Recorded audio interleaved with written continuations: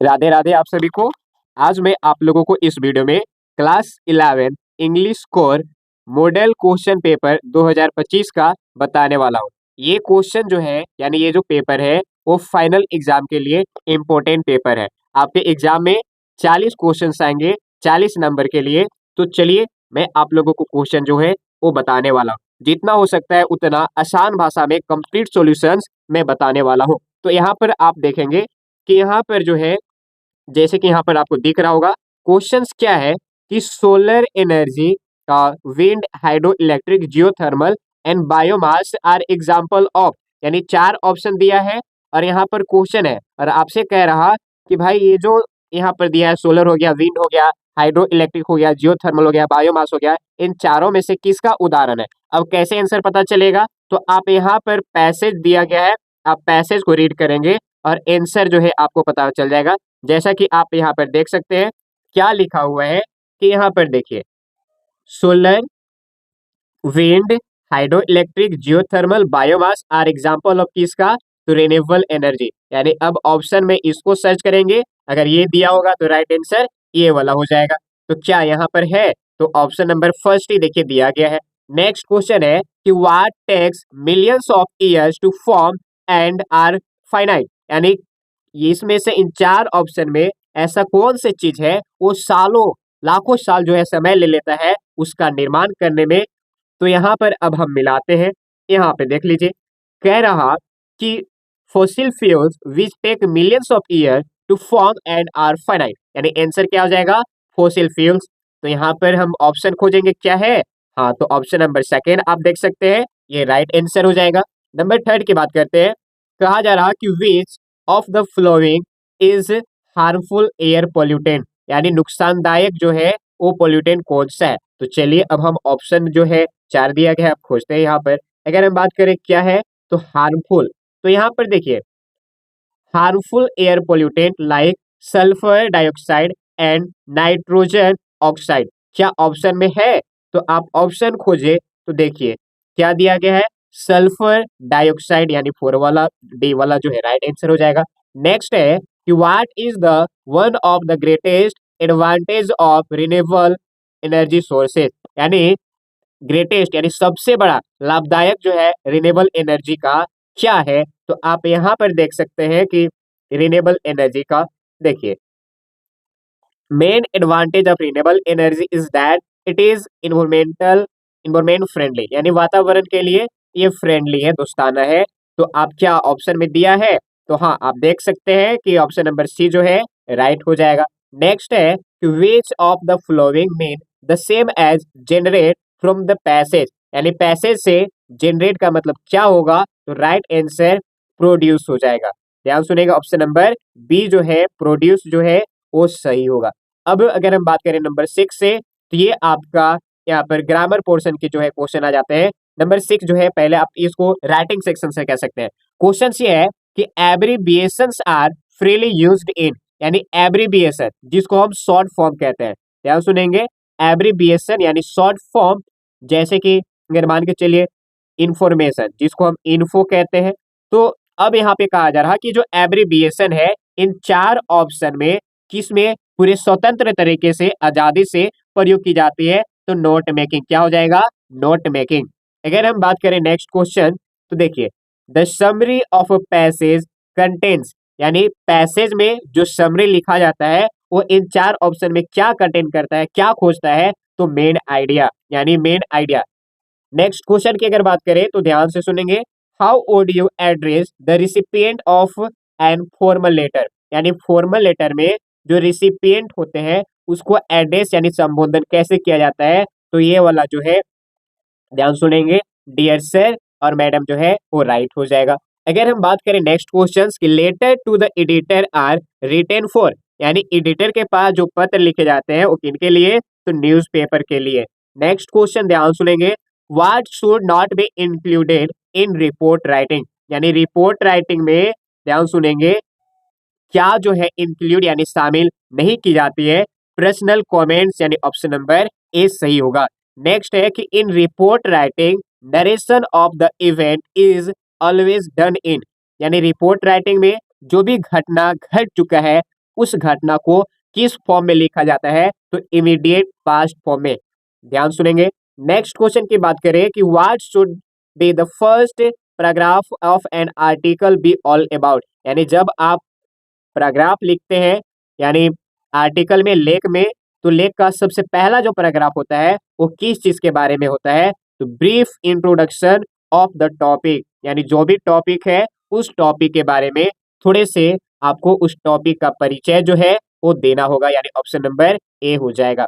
Next है what can be written in conclusions in article writing, article writing में जो conclusions यानी निष्कर्ष होता है वो क्या लिखा जाता है, किस चीज के बारे में दिया जाता है, तो सजेशंस रेमेडियल मेजर्स, यानी आंसर क्या हो जाएगा, तो ऑप्शन नंबर डी हो जाएगा।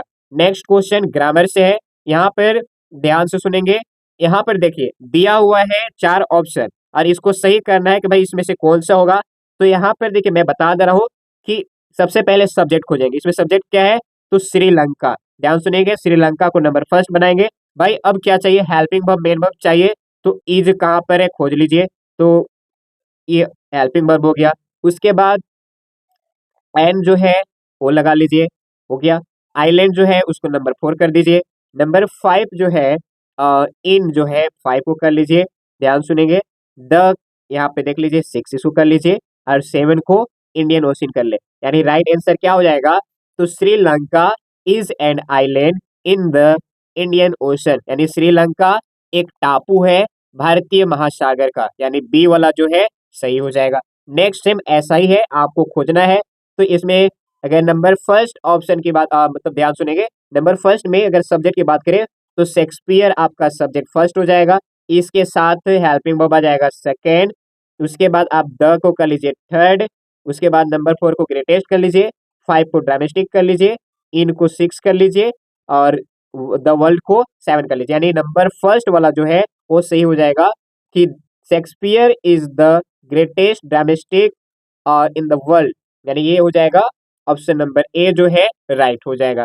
अब आते हैं नेक्स्ट क्वेश्चन कि ब्रेड एंड बटर, ध्यान सुनेंगे, आवर डेली ब्रेकफास्ट, यानी जो ब्रेड है और जो बटर है वो हमारे प्रत्येक दिन के जो ब्रेकफास्ट यानी नाश्ता है उसमें इस्तेमाल की जाती है, यानी हम खाते हैं। तो देखिए ब्रेड और बटर दोनों सब्जेक्ट है, और जब दो सब्जेक्ट, ध्यान सुनेंगे, जब ध्यान सुनेंगे दो सब्जेक्ट एंड से ऐड हो तो वह जो है सब्जेक्ट सिंगुलर बन जाता है। ध्यान सुनेंगे, जब दो सब्जेक्ट एंड से जुड़ा हुआ रहेगा वह सब्जेक्ट सिंगुलर बन जाएगा, और वर्ब की बात करें तो वह भी सिंगुलर चाहिए, इसीलिए यहाँ पर इज जो है राइट आंसर हो जाएगा।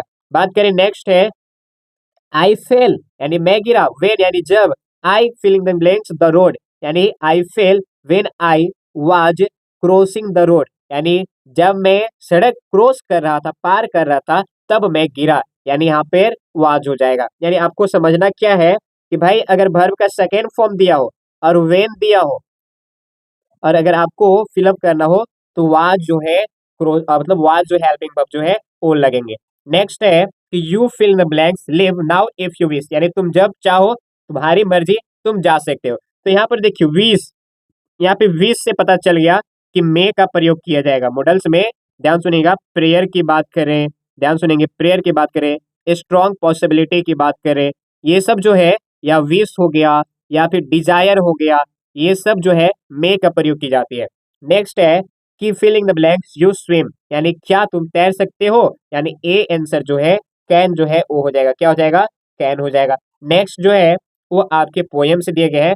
पोएम में क्या है कि in the big girl in the poem a photograph refers to, यानी ये जो फोटोग्राफ है, ए फोटोग्राफ, इस पोएम में जो सबसे बड़ी लड़की है इस कविता में कौन है, तो पोइट्स मदर, यानी कवित्री की माँ है, यानी आंसर बी वाला हो जाएगा। नेक्स्ट है कि which month of the year has been mention in the poem the lavender top, यानी ये जो कविता है लैवेंडर टॉप, इसमें किस महीने के बारे में जिक्र किया गया है, तो अक्टूबर महीना। नेक्स्ट क्वेश्चन ध्यान सुनेंगे। नेक्स्ट है इन the poem the voice of the rain which of the following is personified, यानी ये जो कविता है, जिस कविता का नाम है the voice of the rain, इस कविता में पर्सोनिफाइड जो है वो किसे कहा गया है, तो रैन। ध्यान सुनेगा, किसे, रैन को। पर्सोनिफाइड का मतलब होता है कोई निर्जीव वस्तु की तुलना सजीव से करना। जैसे कभी कभी आपने सुना होगा कि उसका लड़का जो है सूर्य के जैसा चमक रहा, तो इसमें सूर्य और लड़के में क्या है, लिविंग और नॉन लिविंग की तुलना की गई है। तो यहाँ पर रेन जो है वो आपका राइट आंसर हो जाएगा। नेक्स्ट है कि one can find once lost childhood in, यानी कोई भी इंसान अपना खोया हुआ बचपन जो है वो देख सकता है कहाँ, the face of a child, यानी छोटे से बच्चे के चेहरे में। आप जब भी छोटे से बच्चे का चेहरा देखेंगे तो अपना खोया हुआ जो बचपन है आप उस चेहरे पर देख सकते हैं। नेक्स्ट क्वेश्चन है according to the poem father to son who speak like strangers, यानी जो कविता है जिसका नाम है फादर टू सन, इस कविता में अजनबियों के जैसा कौन बात करता है, तो पिता और पुत्र, यानी आंसर ऑप्शन नंबर ए हो जाएगा, father and son. Next question की बात करें, why did the author's grandmother accompany to his school, यानी ऑथर यानी कुशवान सिंह की जो दादी माँ है कुशवान सिंह के साथ स्कूल क्यों जाती है, तो राइट आंसर हो जाएगा because it was attach to the temple, क्योंकि कुशवान सिंह के स्कूल और दादी माँ का जो टेम्पल यानी मंदिर दोनों अटैच था, यानी एक साथ जुड़ा हुआ था। Next question, the grandmother of Kushwan Singh believe that the education should be, यानी कुशवान सिंह के दादी माँ के अनुसार, यानी वह बिलीव करती है, विश्वास करती है कि शिक्षा कैसी होनी चाहिए, तो रिलीजन बेस्ड होनी चाहिए, यानी धार्मिक से रिलेटेड होनी चाहिए। नेक्स्ट क्वेश्चन है how many years did Gordon Cook and his wife spend in honing their ship faring skill, यानी कहा जा रहा कि शिप फारिंग स्किल्स यानी समुद्र में सही तरीके से नाव चलाने का ये जो कौशल है उसे सीखने में, उसे अभ्यास करने में जो ऑथर गॉर्डन कुक है और उनकी पत्नी जो है उन्होंने ब्रिटिश वाटर, ध्यान सुनेंगे, ब्रिटिश वाटर्स वहां पर कितने सालों तक का अभ्यास किया, तो 16 साल तक, क्या हो जाएगा 16 ईयर्स, याद रखेंगे। नेक्स्ट क्वेश्चन है who join Gordon Cook in Cape Town to tackle the southern Indian Ocean, कहा जा रहा कि साउदर्न इंडियन ओशन में टैकल करने के लिए, साथ देने के लिए गॉर्डन कुक के साथ कौन ज्वाइन हुआ, तो लैरी विजिल और हर्ब सिगलर, यानी आंसर ये आपका बोथ हो जाएगा A and B, Larry Vigil और हर्ब सिगलर। नेक्स्ट है the tomb of King Tut was discovered by, यानी जो किंग यानी राजा टूथ है उसकी मकबरा किसके द्वारा खोज किया गया, हार्वर्ड कार्टर के द्वारा, किसके द्वारा, हार्वर्ड कार्टर, कब, तो 1922 में।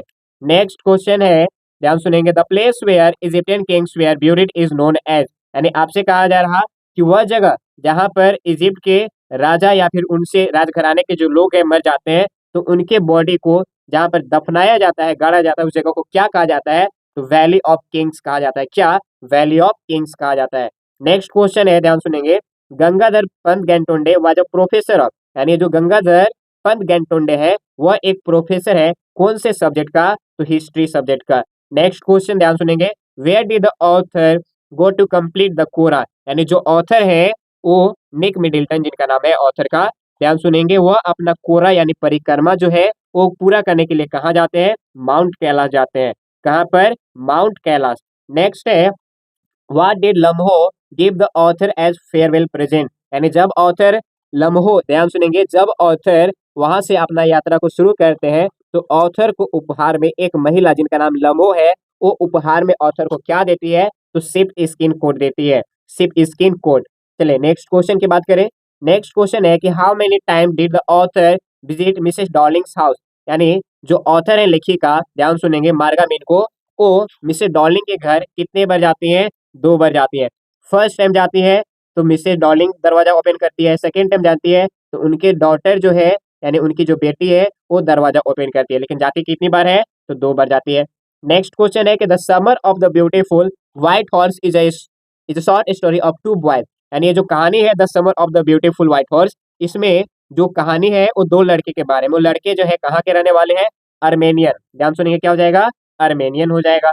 नेक्स्ट क्वेश्चन है who was the true owner of the beautiful white horse, यानी कहा जा रहा कि ट्रू ऑनर वास्तविक मालिक, वो जो सुंदर सफेद घोड़ा का वास्तविक जो मालिक है उसका नाम क्या है, कौन है, तो जॉन बायरो, ध्यान सुनेंगे, जॉन बायरो, वह क्या था, वह एक फार्मर यानी किसान था। नेक्स्ट क्वेश्चन है who has been telling the fortune of Mrs Pearson, यानी मिसेस पियर्सन को फॉर्चून यानी भाग्य के बारे में कौन बताता है, मिसेस फिट्जगेराल्ड बताती है, यानी ऑप्शन नंबर ए हो जाएगा। नेक्स्ट है Andrew Mason was by profession, यानी जो एंड्रयू मैसन है वो पेशे से क्या है, एंड्रयू मैसन क्या करता था, किस चीज का काम करता था, तो वह एक डॉक्टर था, ध्यान सुनेंगे, वह एक डॉक्टर था। बर्थ चैप्टर से लिया गया है, बर्थ चैप्टर से, एज ए क्रोनिन जो है इनका ऑथर है। नेक्स्ट क्वेश्चन है the king lost his crown under the arc because, यानी जो राजा जो अपना मुकुट को अंडर द आर्क यानी जो द्वार है उससे लॉस कर दिया, खो दिया। क्यों? आंसर हो जाएगा the arch was built too low, यानी जो आर्क, जो द्वार था, जो गेट था, जो दरवाजा था, वो बहुत ही लो, यानी कह सकते हैं बहुत ही छोटा बना था, जिसके वजह से। नेक्स्ट है according to the poem the tale of Melon City who was finally hang, यानी कहा जा रहा है ये जो पोयम, ये जो स्टोरी, जिसका नाम है the tale of Melon City, जो लिखा गया है विक्रम सेठ के द्वारा, विक्रम सेठ के द्वारा। अब इसमें कहा जा रहा कि अंत में किसे फांसी के फंदा में लटका दी जाती है? द किंग, यानी राजा को।